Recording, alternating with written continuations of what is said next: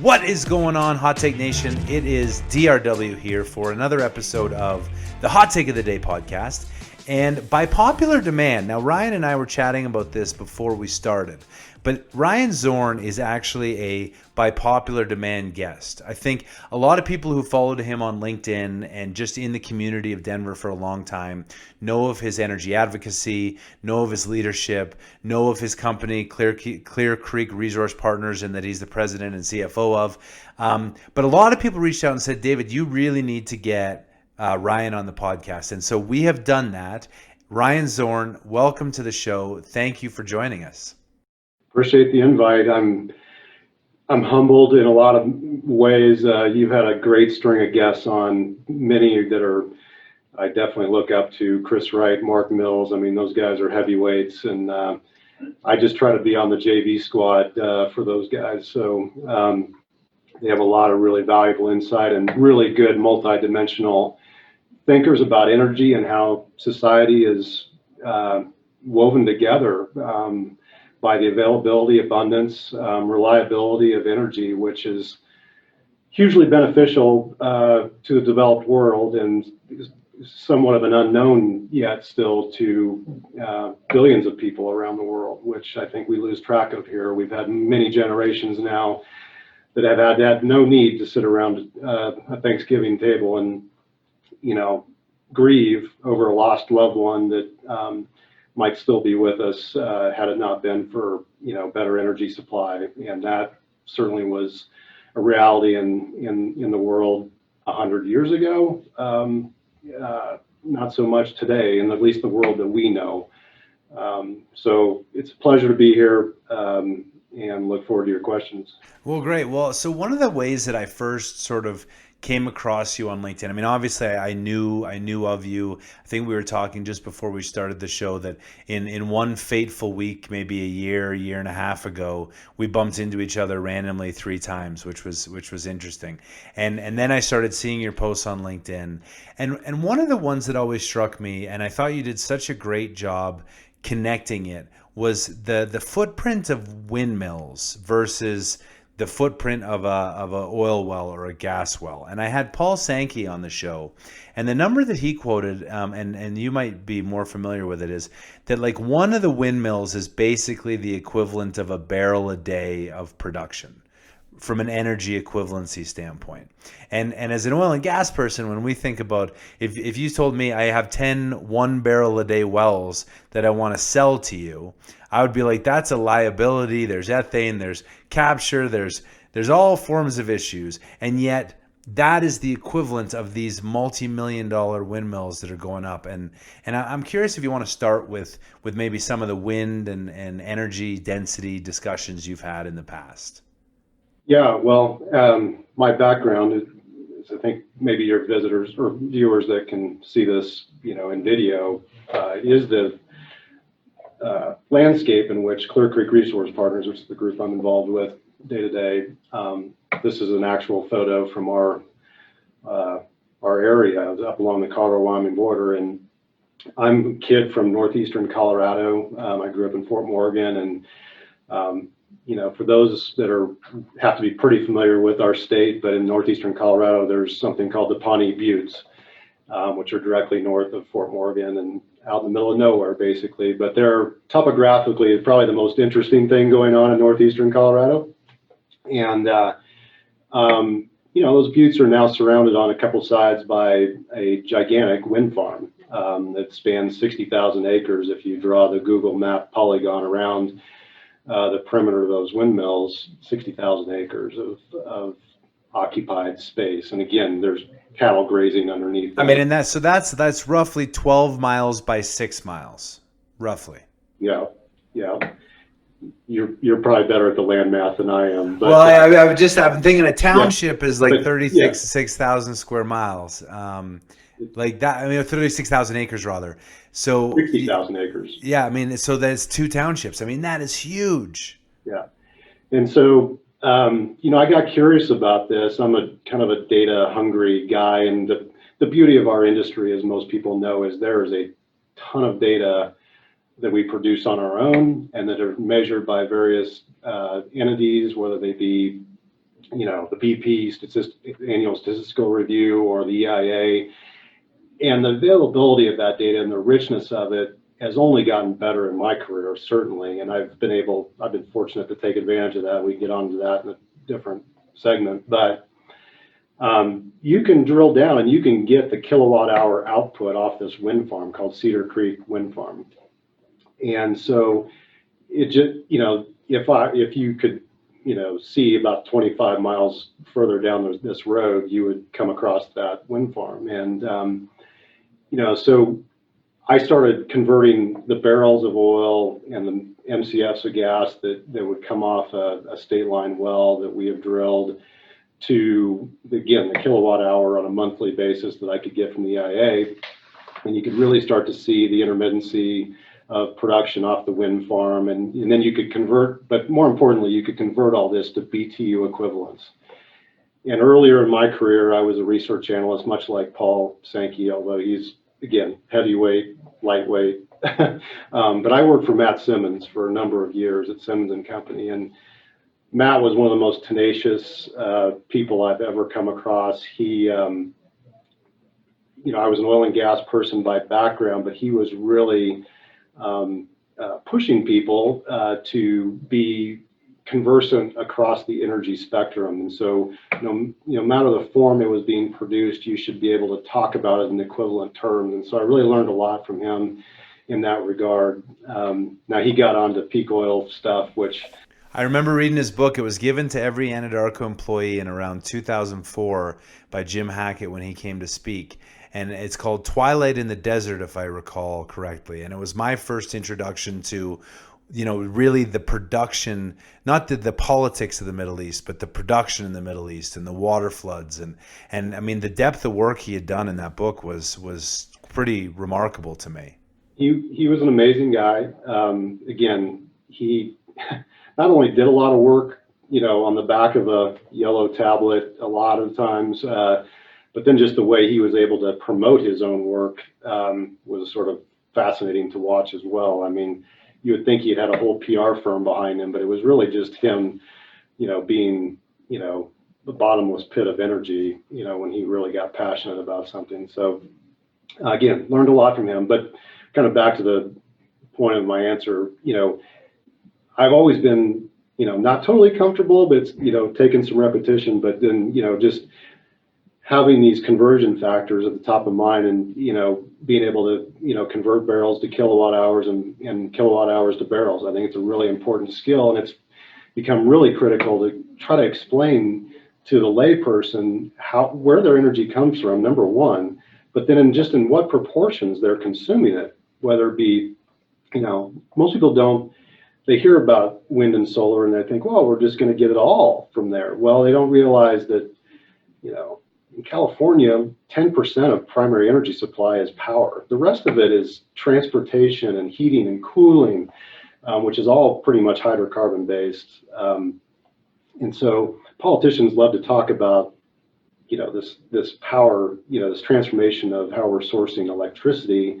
And certainly they want to electrify a lot of things, but, how do we actually create that supply with just wind and solar? That is a huge, huge challenge that no one has great answers for. But again, I'm sorry to ramble on about it. I love it. The way I thought about it, which is a little bit different than Paul, your previous guest. Basically, I converted our EURs in barrels and MCFs to kilowatt hours, and I could see, what these wind turbines were putting off on a monthly basis, but projecting that over a 20-year life of a wind turbine. And it takes 14 wind turbines to equal one of our 2-mile horizontal wells.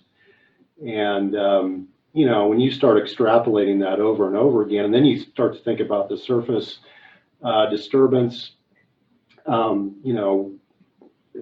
we aren't far enough along in our life cycle to really know what spacing will be, but let's just, it basically a couple DSUs at the most, I think, would represent 30,000 acres of wind turbines. And so, I think that's one way you can connect with people, and especially in Colorado, who the typical person here really values open space and wilderness areas. And this is a wilderness area. These are federal grasslands that are checkerboarded all through this wind farm. And we border it as well. We don't sit on any material federal ground where we are. We sit just to the north of the Pawnee grasslands. And, we want to keep these areas wild as possible. I mean, it's a habitat. These are right up against what we know as the chalk bluffs, which are big raptor nesting areas. And here you've got, hundreds and hundreds of wind turbines sitting right off, certainly within flying distance for a raptor. And so there's just trade-offs with everything. And I'm not, I'm kind of an all of the above person in general.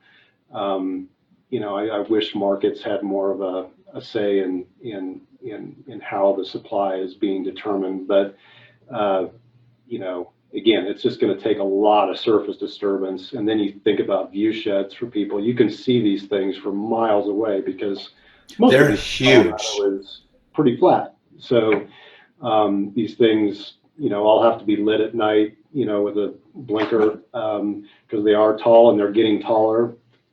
Because what we're finding is, it's more capital efficient to build higher. Just like sometimes we figure out in our industry, it's more capital efficient to drill longer.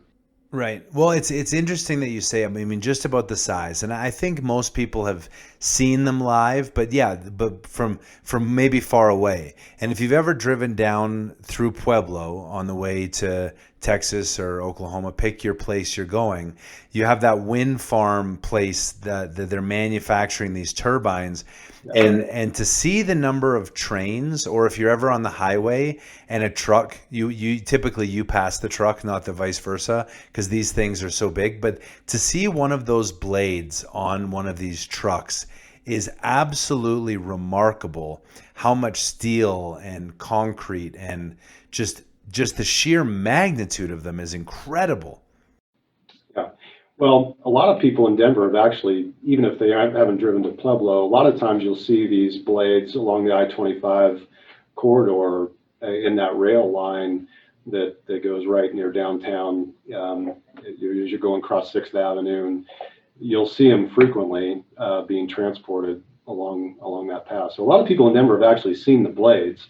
They've never seen one fully put together. Right. And the blades are one thing.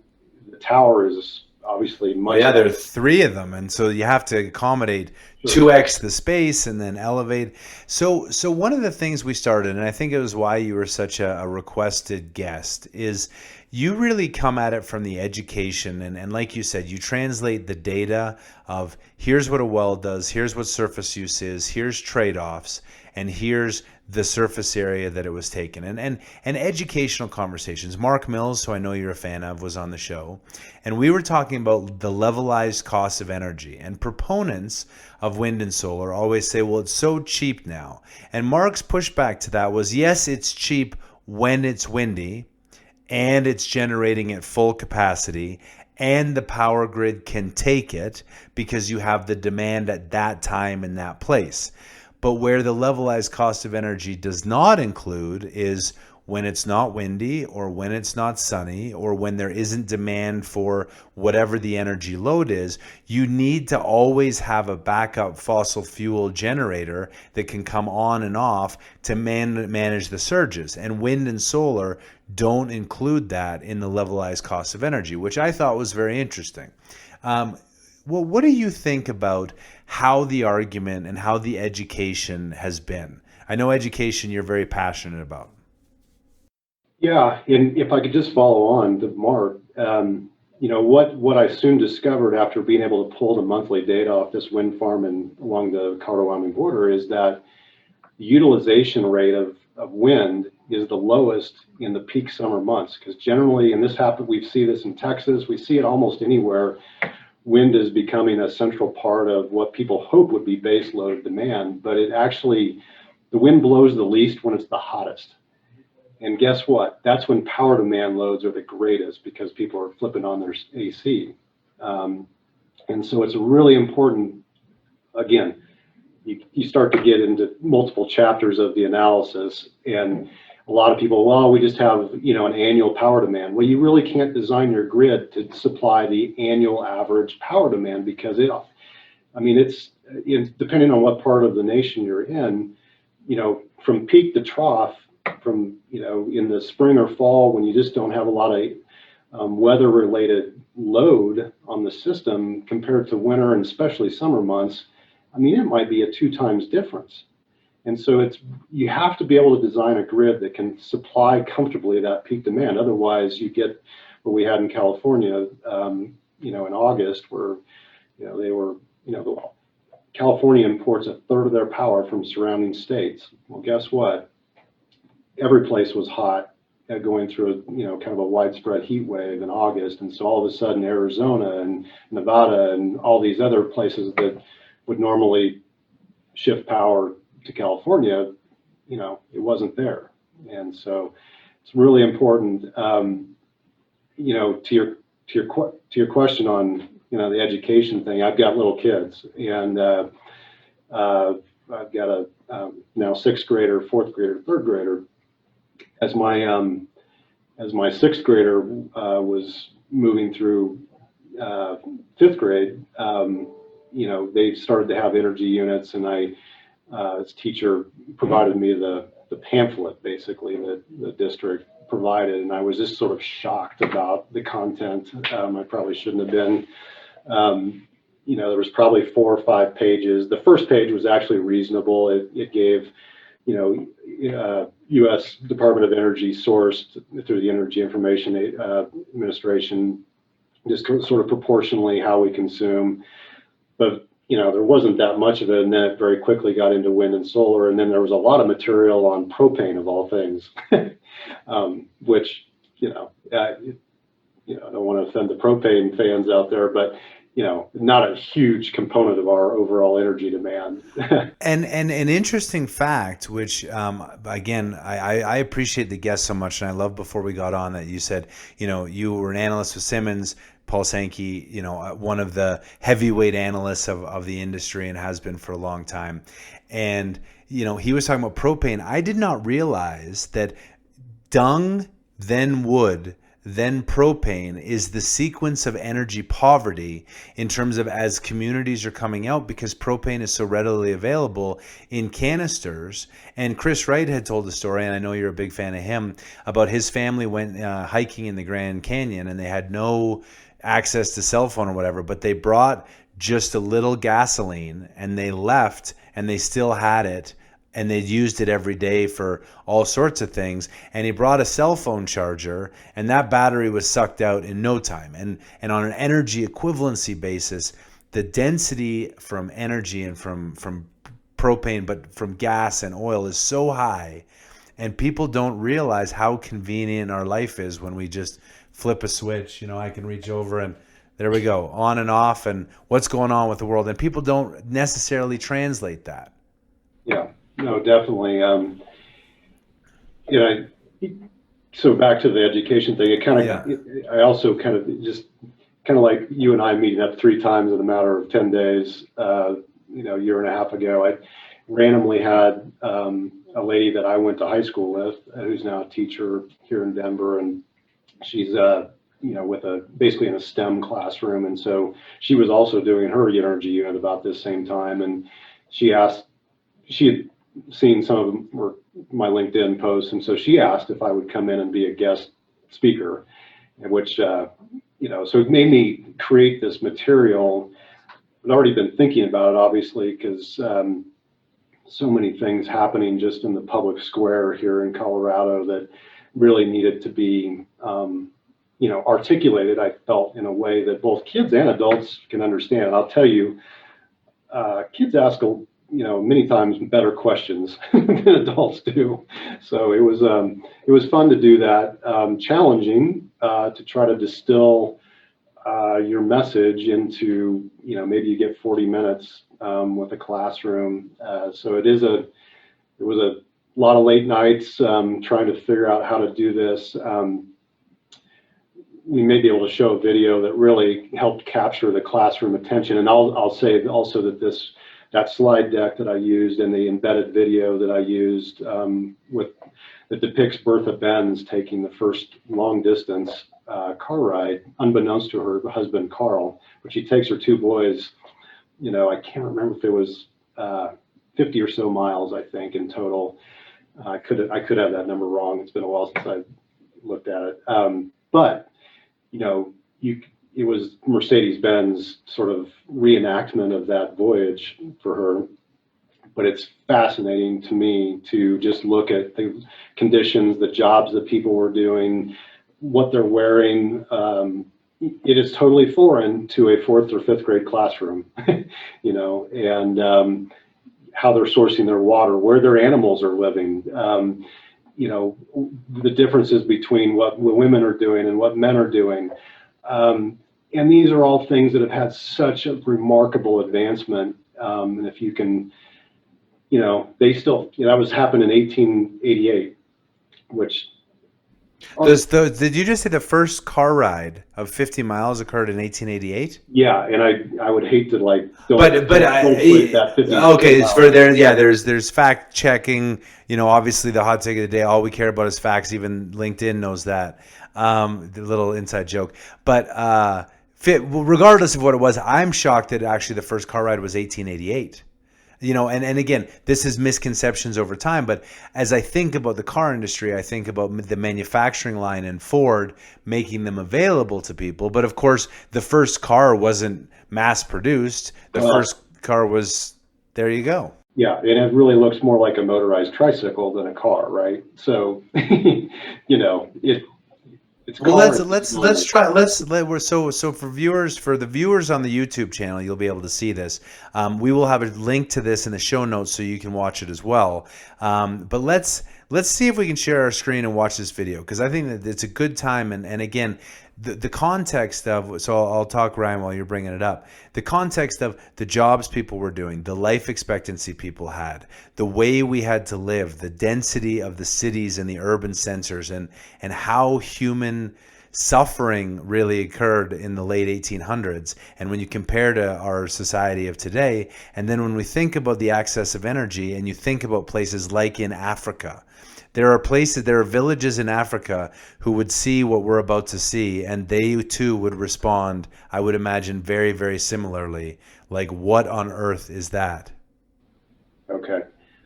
I'll share now, David. Okay, perfect.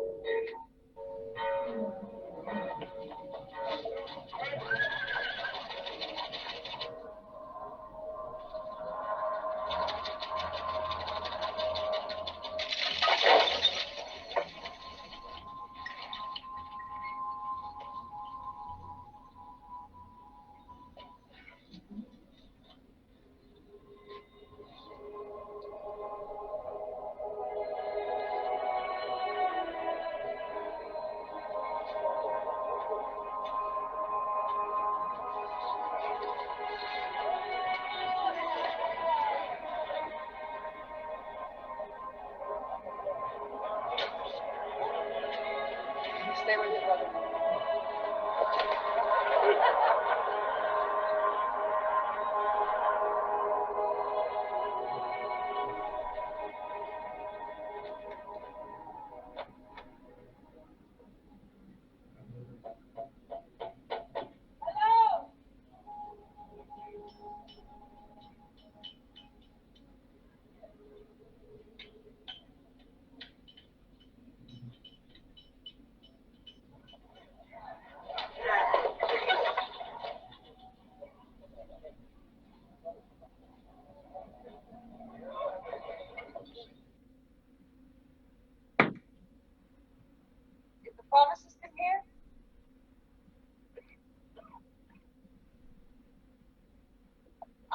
10 liters of Leroy. You won't get those stains out of that dress.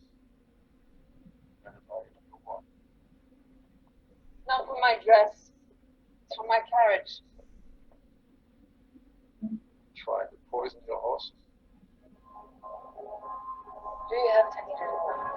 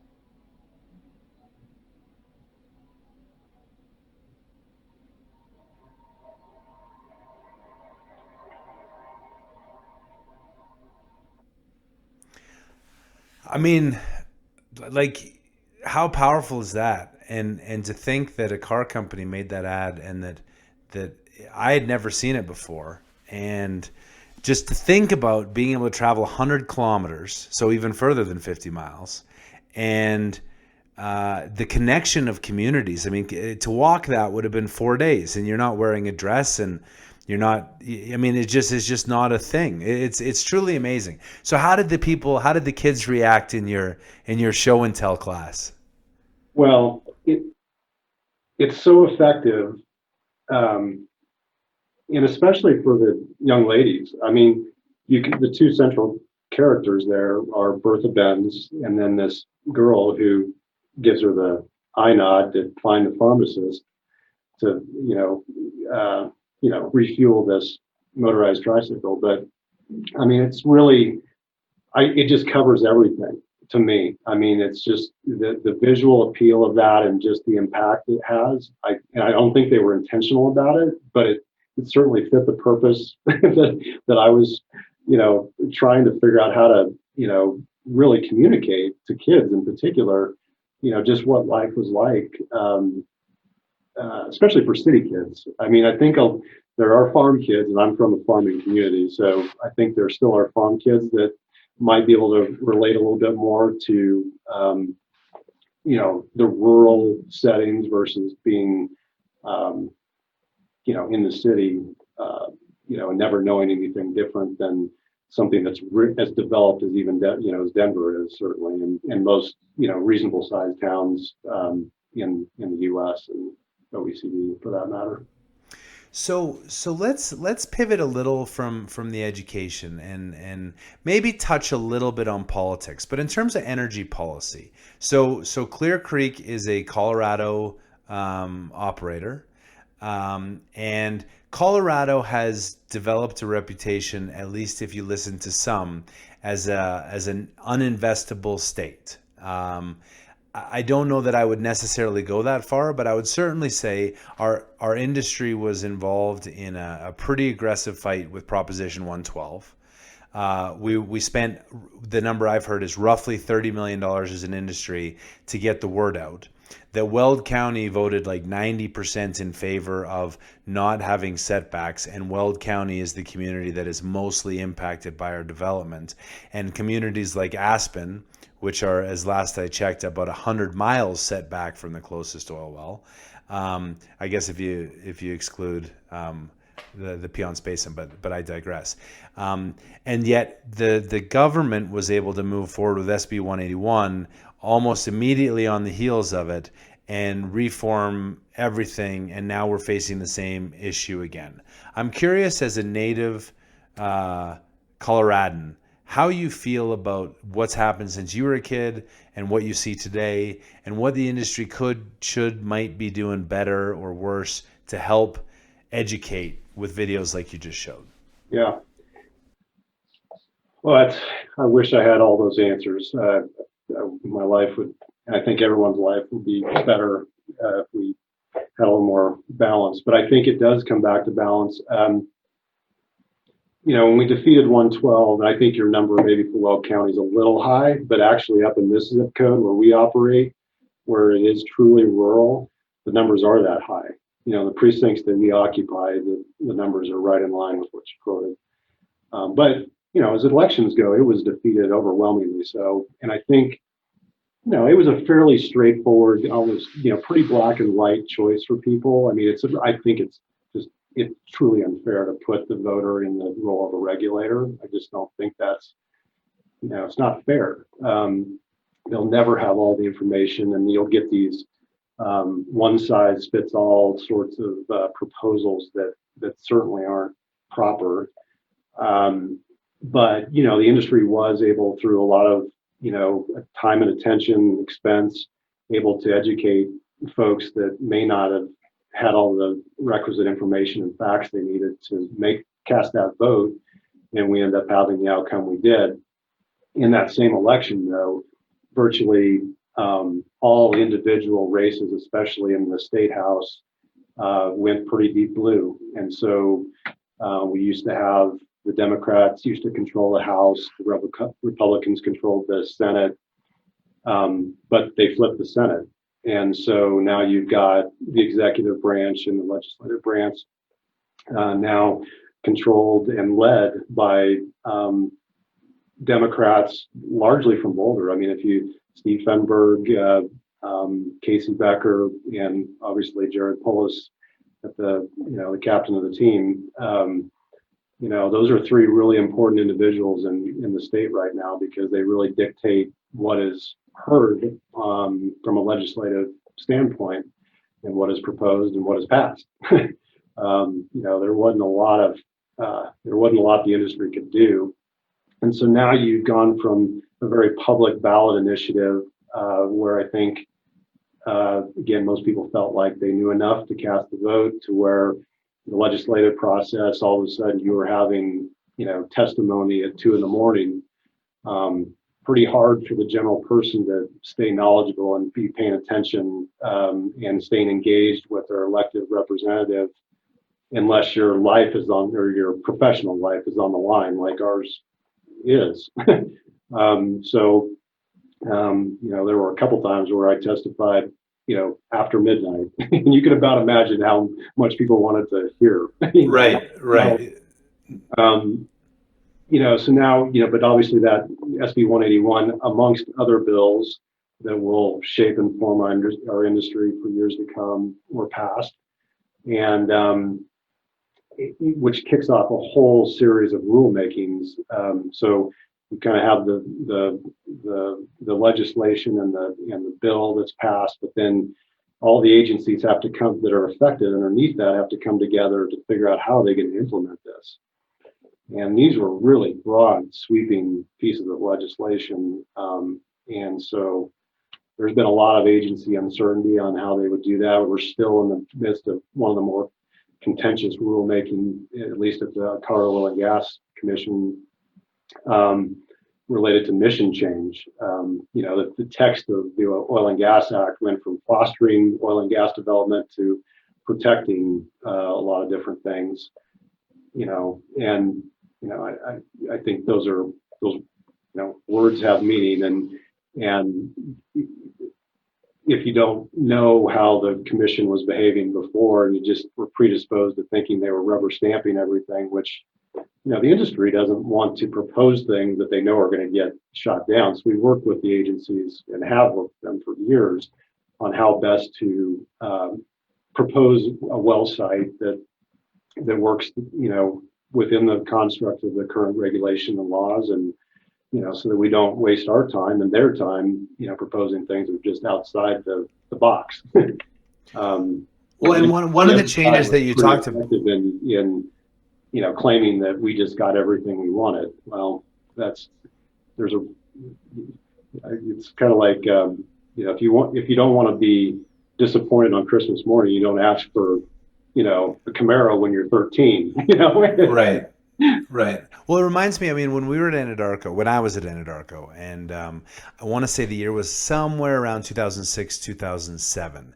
And we were working in the Utah field of the Greater Natural Buttes area, which had been one of Kerr McGee's big sort of, it was a mirror to the Piceance Basin. The North America was short natural gas. It was the be all end all. We needed to downspace and we had to write an EIS. And I remember us being pushed by the feds at the time that we had to include a study impact on climate change and the polar bears because the people who had done the previous one, and I want to say it was Bill Barrett and West Havaputs, but I could be wrong on that, because they had included a study on the polar bears. And it seems like where we are now is it's the lowest common denominator, or rather, like sort of this concept of you ask for something expecting that you're negotiating, but as soon as you give a thing, that now becomes the standard by which everything will be measured, and that's the minimum acceptable standard. And it feels like for years in Colorado, I always felt regulations were very strong. Our work on progress on emissions were excellent. The company's stewardship and involvement in the community. Every time there was something, oil and gas companies rally together, raise money for the community. There was always outreaches, and it just ratcheted and ratcheted and ratcheted. And so they reformed the Colorado Oil and Gas Commission from 3 members, I believe, of which they had to have quite extensive experience, to now a lot more than that, and only 1 has to have oil and gas experience. Do I remember that correctly? That's how it is today. Yes. And so you think about, like, everyone gets mad at me when I weigh on coronavirus because I'm not a doctor. And you can only listen to doctors when we're talking doctor things. But in oil and gas commission, if you had 9 members and only 1 was an expert, that somehow is totally okay. And the other 8 are just, they're just weighing in and we don't need to listen. But that's not at all the way that the commission has gone. And most recently, they unanimously passed 2,000-foot setbacks as part of the new rules. Now, I know it needs to be written into law, but the commission made the recommendation unanimously. I'm curious how you feel as someone who is actively involved in fighting Prop 112 to see the commission go along party lines and so vehemently go against what the voters had voted on. Yeah. Well, probably an interesting question would be, out of there's 5 voting commissioners and there's 2 non-voting commissioners, and it would be interesting to know how they voted on 112. Do they accurately represent the population of the state? Great question. I don't know the answer to that, of course, but clearly these are all appointees by the governor. They are now a paid body, and so they are quote unquote professional, and they all have their silo that they were brought in to have expertise on.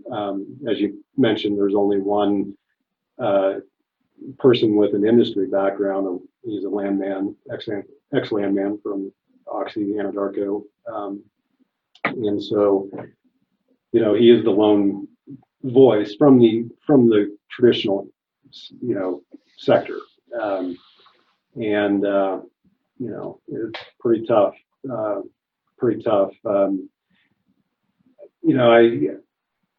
I don't know what to say about it.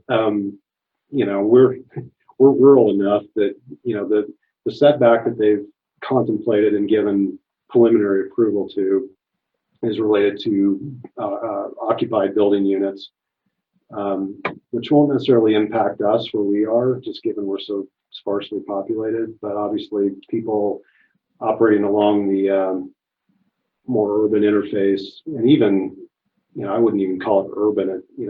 That sort of setback will certainly impact a lot of Will County. There are some off ramps that the commission says are intended to be used for those that are in between, say, a 500 and 2,000 foot distance. Time will tell. I believe that the way the legislation was written by the bill sponsors, I think they almost intended this to end up in a courtroom eventually. And the longer it took to get there, maybe the better it was. And, just kind of, again, slows the pace of things and just makes it more expensive for industry participants to bring energy supplies, to consumers. Do I remember correctly that I seem to recall that there was discussion when Prop 112 was going through that there is some, eminent domain or mineral ownership, that there was sort of a view that if they lost the setback and the mineral owner was not allowed to develop, that there was some legal standing in Colorado that would allow a mineral owner and a mineral lessee to sue based on the lost revenue they otherwise would have had, and that the financial impact to the state of Colorado at the time was like, I won't even say the number, but was astronomical. Am I remembering that correctly? And I mean, you sort of alluded to, they sort of think it's going to end up in court, and they're really just trying to slow things down to buy time probably for other advancements in energy or the Green New Deal or whatever. Do I have some of those facts correct? And maybe you know more about it? Yeah, I think you do. I mean, there was a separate ballot initiative that contemplated specific recourse if something could be proven as being a takings, which is the legal term. Yeah, that, so I guess we'll just have to see. I am not enough of a legal mind to, understand completely all of the nuance of that and how probable or improbable it might be that those claims could still be brought. So what's next for Colorado energy development? I mean, obviously, and so we'll talk about the industry, we'll talk about Clear Creek. We're in a tough spot because obviously oil in particular, but natural gas is a global commodity. There's a lot of inventory of oil, and the Colorado Basin does produce a lot of oil. And so a lot of the economics for producers in Colorado are driven around oil. And in a $40 world, we're not really in a great place. So there's two pieces. There's low prices right now, and then there's the regulatory environment. What do you think comes in the next 2 to 3 years? And what are you telling people in the community and colleagues and coworkers and fellow oil and gas industry people? What advice are you giving to help them understand what's going on, and what do you see in the next 3 to 5 years? Boy, you ask good questions. That's a lot to potentially cover. From a Clear Creek perspective, again, we're rural enough that all we want to do is have a price again, and we're ways away from it, where we could continue to delineate our position, because we have about 35,000, a little over 35,000 acres that don't have a lot of data points in it. So it would be great if we could develop a line of sight into the viability of that inventory of resource, to where the guys facing all the difficulty around the urban interface could then potentially, and with bigger balance sheets, it could then take over the development of our asset and continue to drill in a development mindset versus a delineation mindset. So that's my first objective is what I do every day at Clear Creek, is try to figure out how we can best make that happen. From more of a state level perspective, I think just continuing to talk to people about why did the ballot initiative come to be in the first place. I mean, the people who funded that were a lot of times from out of state.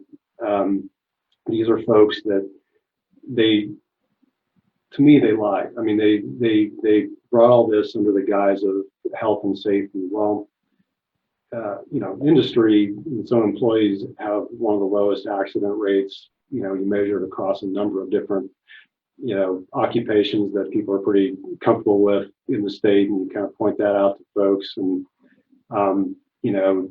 oil and gas has been developed here for a long, long time. Population has encroached upon the historical development areas in many cases of the state. And, generally people have been able to coexist pretty well. I mean, it gets tough when those things have confluence, but I think we can point a lot to, hey, we can have development here. We don't have higher incidence of cancer, all the things that people have been really beat over the head with and become fearful of just because of the rhetoric. We can talk about a lot of air quality data. The only, the killer, and I guess I do want to touch on this before we part ways, but the killer air pollutant around the world is fine particulate pollution, which is, regulators refer to this as PM 2.5. And this is what is a result of a lot of burning of solid fuels. And so I won't get into that just now, but that is what people should be fearful of in terms of solid fuels like wood, like biomass, grass, dung, coal, charcoal. Solid fuel. So not natural gas, which is obviously a gas by definition and a liquid in the form of oil. We don't see that particulate matter. And Denver, the air quality, I think, has been worse. It's been the second worst in the world for the last 2 months because of the fires, which we could talk about, but we won't. And it like literally, it is so smoggy. And I've heard that it's like the equivalent of smoking 2 packages of cigarettes a day in terms of the air quality because of the fires and the dust and the ash. Yeah, and I would really be careful about the analogies, unless you have the real facts to, again, do the math and make sure those analogies are in fact viable. But I do think it's important to point out, I mean, look, we've had particulate pollution, and it's basically the first time people have experienced this, unless they've, we all experience it over a weekend. We go out camping and we sit around a campfire and we can't wait to get back home to take a hot shower, quite frankly. And you can feel that in your lungs. Well, there's 3 billion people in the world today that don't have clean cooking fuel options, propane canisters, basically. And they're having to burn wood, grass, dung, charcoal. That's what they cook over every single day of the year, rain or shine.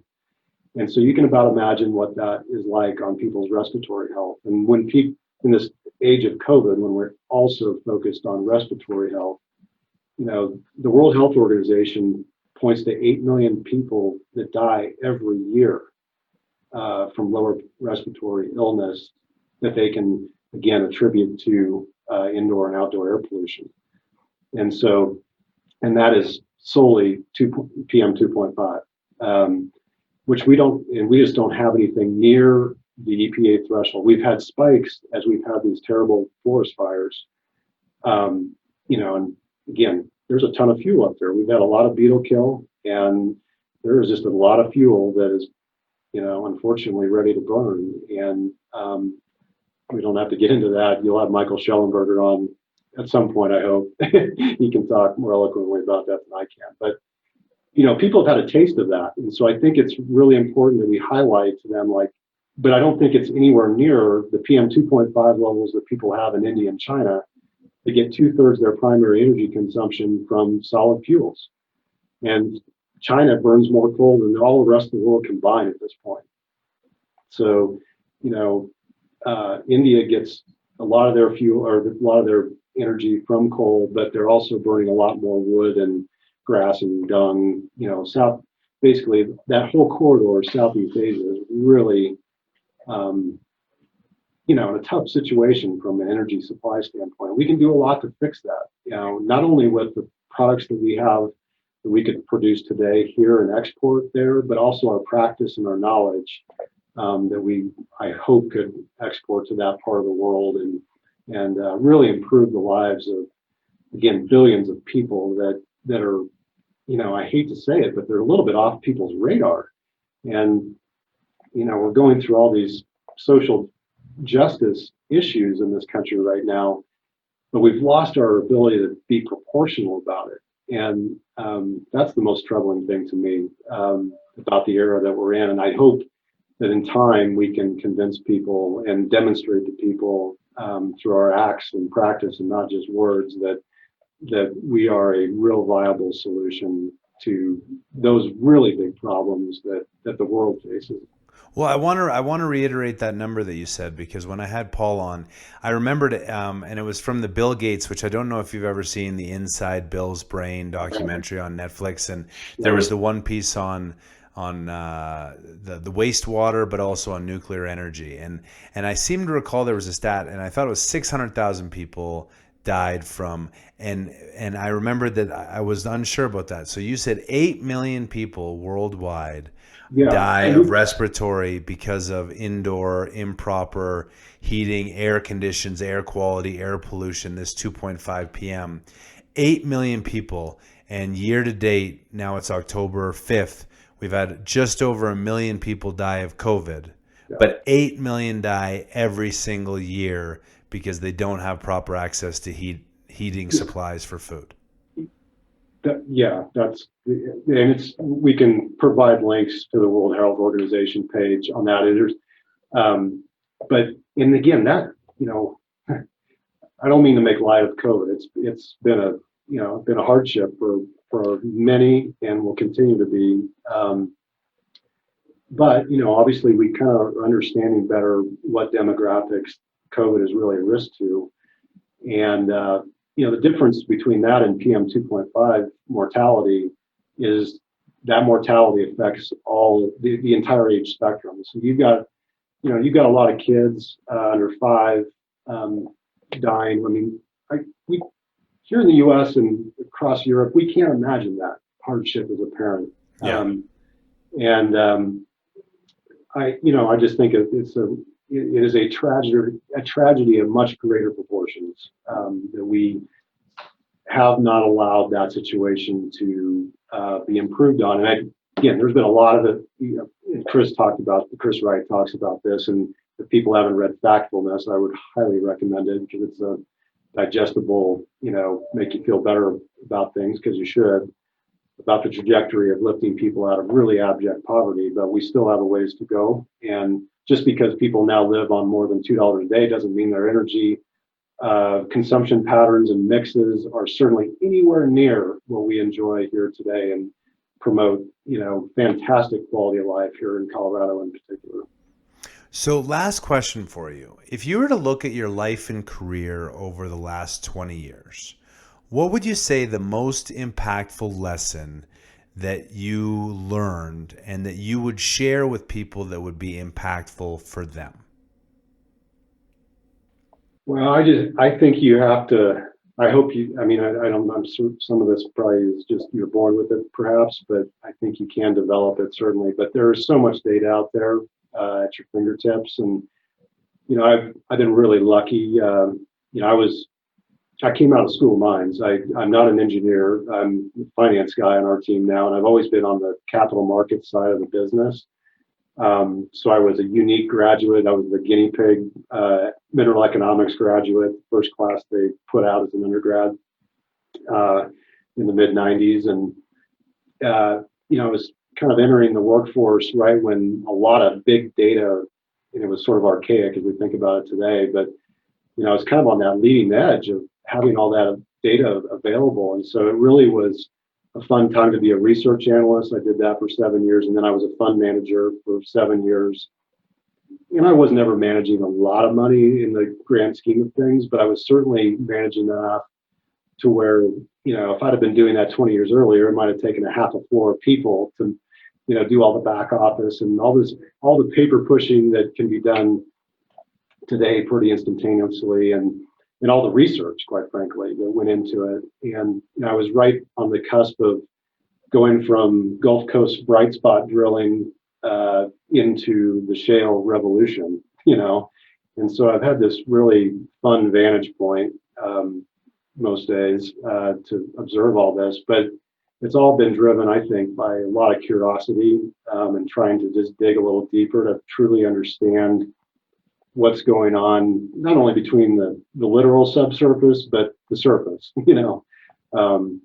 as we think about it as a, just a kind of a colloquial term. But I would encourage that for everybody, especially the younger generation. You guys,